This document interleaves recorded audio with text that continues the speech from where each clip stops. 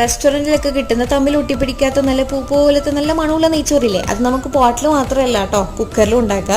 അപ്പോൾ അതെങ്ങനെ നോക്കുക, 2 കപ്പ് അരി എടുത്തിട്ടുണ്ട്. അത് നന്നായിട്ട് കഴുകി വൃത്തിയാക്കിയതിന് ശേഷം ഒരു 20 മിനിറ്റ് കുതിരാൻ വേണ്ടി വെക്കുക.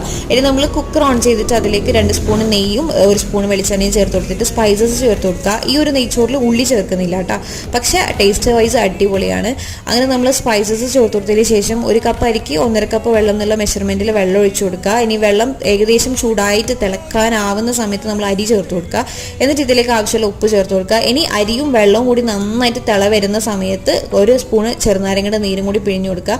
ഇനി അരിയും വെള്ളം നന്നായിട്ട് തിളച്ചിട്ട് വെള്ളം ഏകദേശം വറ്റിക്കഴിഞ്ഞാൽ നമ്മൾ കുക്കറിന് മൂടിയിട്ടിട്ട് സിമ്മിൽ തീ വെച്ച് കൊടുക്കുക കേട്ടോ.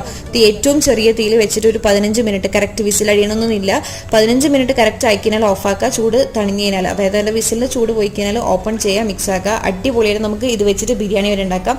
അപ്പോൾ എല്ലാവരും ഒന്ന് ട്രൈ ചെയ്ത് നോക്കുക.